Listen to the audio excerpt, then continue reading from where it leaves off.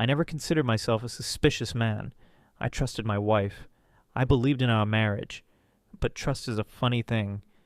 It's blind until it isn't. Until you see something, hear something, feel something that shakes your entire foundation and forces you to confront the one truth you never wanted to face. It started with small things. Her phone was always on silent, always face down. At first, I didn't think much of it. She had always been private about her messages, but lately she had been different. Always laughing at things she wouldn't show me. Always taking her phone with her, even to the bathroom. Always keeping it close, like it was something sacred. Then came the late nights. The sudden work obligations. The empty space in bed beside me when I woke up at 2 a.m. to find her missing. She always had an excuse. I was just working late. I couldn't sleep. You're imagining things. The night everything changed, she was in the shower. Her phone was charging on the nightstand, but something felt off. A gut feeling, a pull. Call it intuition, call it paranoia. But something told me to look. I picked it up, expecting nothing. But the screen didn't light up. The phone was dead. Her phone was never dead. That was the first moment my stomach clenched. And then something else caught my eye. The dresser drawer, open just a crack, like it had been closed in a hurry. I walked over, pulled it open, and froze. Inside, hidden beneath a pile of folded clothes, was another phone. A second phone. One I had never seen before.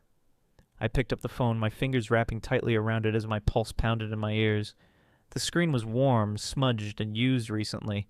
I pressed the power button, and the screen lit up instantly. No password, no lock. Wide open. That alone told me everything I needed to know. She hadn't been worried about me finding it because she never thought I would.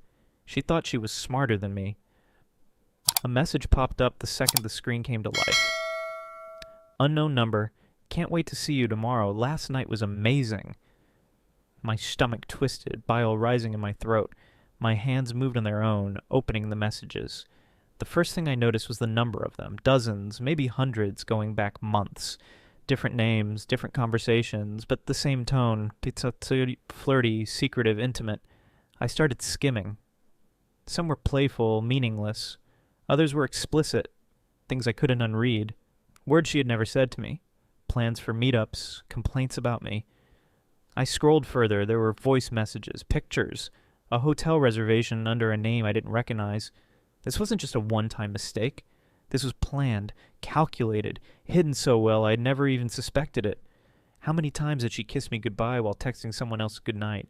How many times had she sat across from me at dinner, smiling, pretending, lying straight to my face? Then as I kept scrolling, a horrifying realization hit me. It wasn't just one man. The contact list was filled with names. Ryan, Mark, Daniel, Jason, Tyler, Alex, each one with messages spanning back for months. Some overlapped, conversations happening at the same time, her juggling them like a game she thought she would never lose. Ryan, I miss you already. Can't wait to hold you again. Her, me too. Last night was perfect. Ryan, you sure he won't find out? Her, he's too dumb to ever figure it out. Mark, next weekend is all ours, baby. I booked the cabin, just you and me. Her, ugh, finally, I need to get away. He's been so annoying lately. Daniel, I don't like sharing you. Her, you're the only one I actually care about, babe. You know that. Lies stacked on top of lies like a perfectly rehearsed performance. Every man thought he was special. Every man thought he was the only one. And all of them had one thing in common. They thought I didn't exist. My grip on the phone tightened so hard I thought I might crack the screen. The arrogance. The confidence in her betrayal. The way she spoke about me like I was a joke, a fool, someone too blind to ever see the truth. The sound of the shower turning off sent a jolt through my body. I locked the phone, shoved it back into the drawer, and stepped away just as the bathroom door opened. She walked out in nothing but a towel, steam rolling out behind her, her hair damp, face relaxed like she had nothing to hide. Hey, babe, what are you doing? She asked, her voice light, casual, oblivious. Just grabbing a charger, I said, keeping my tone steady. My hands were still shaking, so I clenched them into fists and shoved them into my pockets. She smiled, walking over to the bed and sitting down, towel slipping slightly as she leaned back. You okay? You look a little pale. Just tired, I muttered, forcing myself to move, to act normal. Long day at work. She nodded, stretching lazily. Yeah, same. Work is killing me lately. Liar. I stood there for a second too long, feeling the weight of what I had just discovered pressing down on my chest like a vice. If I stayed any longer, I might break, might let the rage clawing at my insides take over. I turned away, walking toward the door. Gonna grab a drink? You want anything? Nah, I'm good. Just come cuddle when you're done. Cuddle. She wanted to curl up in my arms, rest her head on my chest, fall asleep beside me, like she wasn't living an entirely separate life behind my back. I swallowed the bitterness rising in my throat and walked out of the room before I said something I couldn't take back. Sitting in the living room, I tried to breathe, tried to think. Confronting her now wouldn't be enough. She'd deny it, spin it, gaslight me until I was questioning my own reality. I needed more than just messages. I needed undeniable proof. I needed to know the full extent of what I was dealing with. I picked up my own phone and opened my laptop. First step, backing up everything. Every message, every number, every call log. It was all getting saved, copied, secured, where she couldn't erase it. Next step, tracking. If she thought she was smart, I was about to be smarter. I installed an app that would sync her hidden phone to my device, giving me access to her calls, texts, and location. The second she left the house with it, I would know exactly where she was going. I checked the messages again, this time looking for patterns, trying to piece together her schedule. There was a name that kept appearing. Ryan. He wasn't the only one, but he was the most recent, the most consistent. A hotel downtown, a bar they frequented, a time, tomorrow night. She was meeting him tomorrow. Perfect. I put everything back exactly where I found it, smoothing the clothes in the drawer and making sure there was no sign I'd been there. Then I sat on the couch, phone in hand, and started planning. She thought she was one step ahead, but now she was walking straight into my trap. I didn't sleep that night. How could I? Every time I closed my eyes, I saw the messages, the lies, the way she so effortlessly juggled multiple men without a shred of guilt. My wife, the woman I had built a life with, the woman I had trusted with everything, saw me as nothing more than a fool. He's too dumb to ever figure it out. The words echoed in my mind, each syllable digging into my skull like a blade. She wasn't just cheating. She was laughing at me, mocking me, playing me like a game she thought she had already won. But she had made one mistake. She underestimated me. I spent the night preparing. Every screenshot, every message, every call log was saved, backed up into multiple places. I compiled everything into a neat little folder titled Truth, because that's what this was now. The truth. Undeniable, irrefutable, inescapable, and I wasn't just going to confront her. I was going to expose her for exactly who she was. By morning, I had a plan. I acted normal, moving through my routine as if nothing had changed. She kissed me goodbye before heading to work, oblivious to the fact that I already knew where she'd be later that night. The second she was out the door, I got to work. First, I made sure I had access to the secret phone. The tracking app was running smoothly, syncing every incoming and outgoing message to my device. I watched in real time as a new text rolled in. Ryan, still good for tonight? Her, of course, babe, can't wait. Ryan, wish I could have stayed longer yesterday. You looked so sexy sleeping next to me. Her, I know I was thinking about you all day. My husband barely even noticed I was gone. I clenched my jaw, forcing myself to stay calm. Every word was fuel to the fire, but I couldn't lose control. Not yet. Next, I made arrangements to ensure she couldn't weasel her way out of this. I reached out to a friend, someone who owed me a favor. He worked security at the hotel she had booked for the night. A quick call was all it took to gain access to the security footage. By the time she arrived, I would already have eyes on her. Then I prepared my final move. I forwarded everything, every piece of evidence, to a separate email account, ensuring it was ready to be sent at the right moment. Her family, her closest friends, even a few of her coworkers she always pretended to be so close with. If she wanted to live a double life, then it was time for everyone to see both sides of her. Evening came fast, and with it, the final act of this twisted game. I left the house an hour before she did, parking a block away from the hotel and waiting. The tracker showed her moving, her little blue dot inching toward her destination, completely unaware that I was watching. Then I saw her. She stepped out of her car, dressed for seduction. Heels, a tight dress, makeup done just right. She checked her phone, smiling at whatever a pathetic text Ryan had just sent her, then walked inside. I counted to 10 before following, keeping my distance. The front desk clerk barely glanced at me, too distracted by his own boredom to care about yet another couple sneaking off to a room. I took the elevator up, stopping on the same floor as her. The security feed on my phone showed her stepping into room 807. She had no idea I was right outside, no idea that everything was about to come crashing down around her. I knocked. Silence, then footsteps. Then the door cracked and opened just slightly and Ryan's face appeared. Smug, confident, completely unaware of who he was dealing with. "Yeah?" he said, brows furrowing. I smiled. "You should probably step aside." Before he could react, I pushed the door open. And there she was, sitting on the bed, wineglass in hand, looking up in shock as I stepped inside. Her eyes went wide, her mouth opening, searching for words. "Surprise!" I said, voice steady, cold. Ryan stepped back, confused. "Who the hell are you?"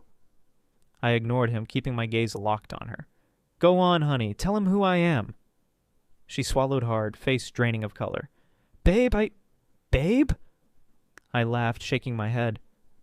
"No, see, that's what you call him, or Mark, or Daniel, or Tyler, but not me.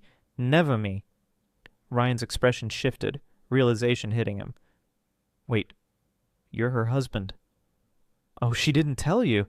I said, feigning surprise. "Yeah, she's married, but don't worry, she's very good at pretending she isn't. In fact, she's got a whole system. Different names, different men, different lies for each of you. Right, sweetheart?" She shot up from the bed. "This isn't what it looks like." "Oh no, it's exactly what it looks like." I cut in, pulling my phone from my pocket and tapping the screen. "But just in case anyone needs clarification, say hi to the camera." I turned the screen towards her, playing the security footage from the hallway. Her walking in, kissing Ryan at the door, slipping inside like this was just another normal night for her. Ryan looked like he had just been punched in the gut. "Jesus Christ, you told me you were single." "She tells a lot of men that," I muttered, sliding my thumb across the screen, "and I think it's about time they all know." I hit send. Every message, every recording, every piece of evidence was now in the hands of her family, her friends, her work colleagues, everyone she had spent years fooling. Her phone buzzed almost immediately. Then again. Calls, messages. Panic spread across her face as she grabbed her phone, her hands shaking. "What did you do?" she whispered. "I gave you exactly what you deserved," I said, turning toward the door. "Enjoy your night, babe."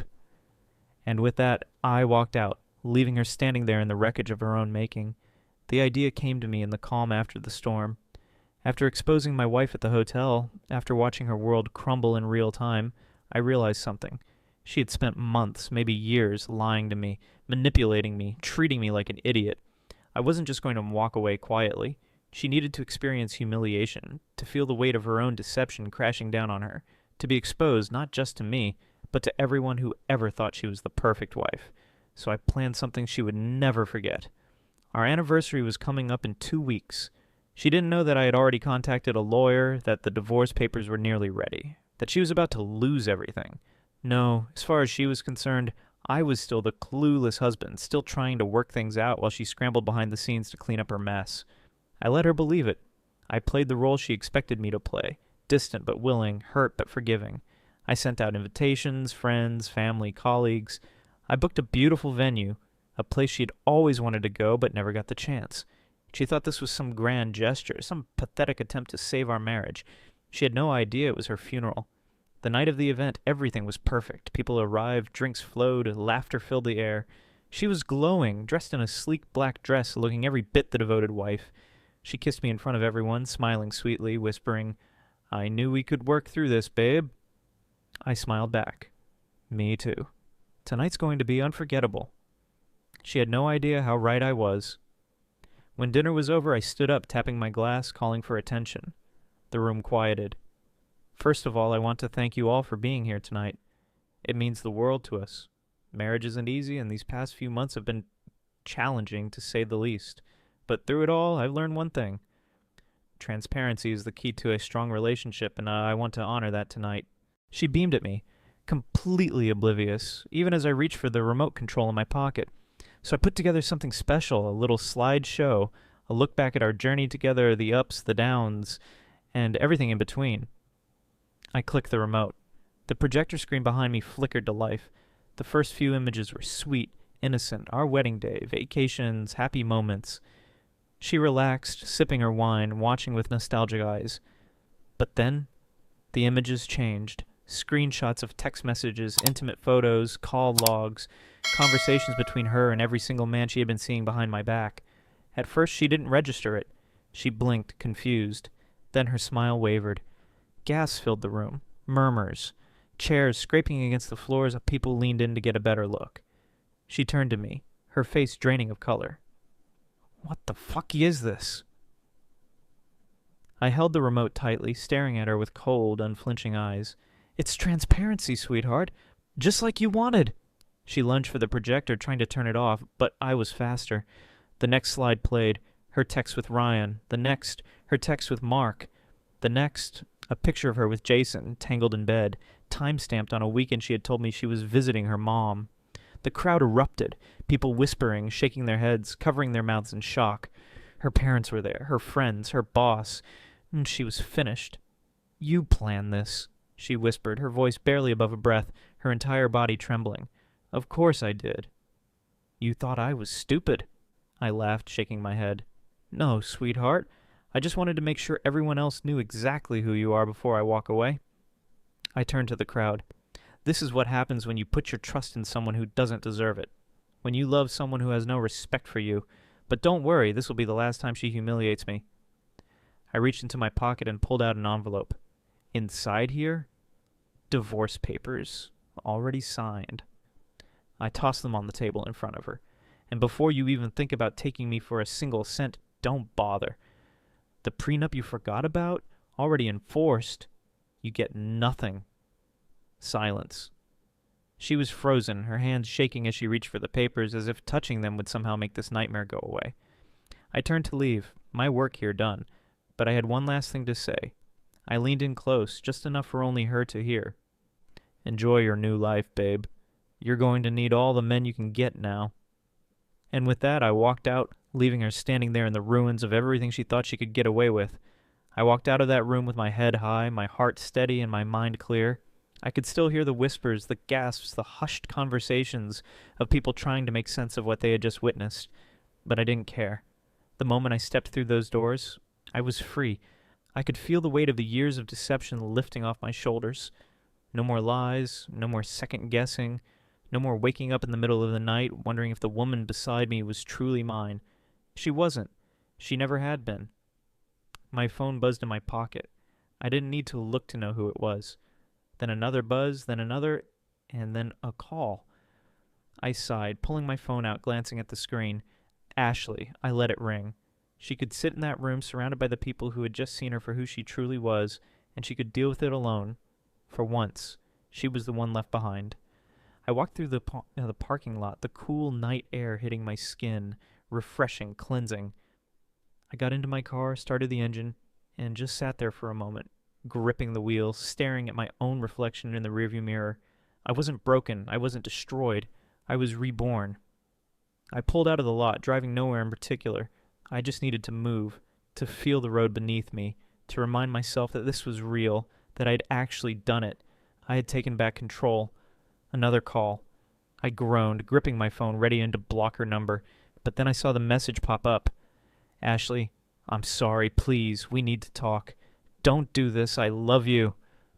I almost laughed. Love? Love doesn't look like sneaking around with half a dozen men behind my back. Love doesn't sound like whispers in the dark, like secrets stuffed into a hidden phone, like smug, careless texts calling me clueless. She didn't love me. She loved the security I provided, the stability, the comfort of knowing I was always there while she entertained her little side projects. Not anymore. I blocked her number. By the time I got home, I already had an email from my lawyer. The paperwork was moving fast. With all the evidence I had, the divorce would be clean, brutal, irreversible. She would walk away with nothing. No house, no money, no reputation. Good. I sat on the couch exhaling slowly, letting my body sink into the cushions. It was over. And yet, I knew this wasn't it in the end. Because people like Ashley don't just disappear. They don't just take their losses and move on. They claw. They manipulate. They try to find a way back in, to rewrite the story, to paint themselves as the victim. But I wasn't the fool she thought I was. She could try. She could beg. She could cry. But she was already dead to me, and I was already moving forward.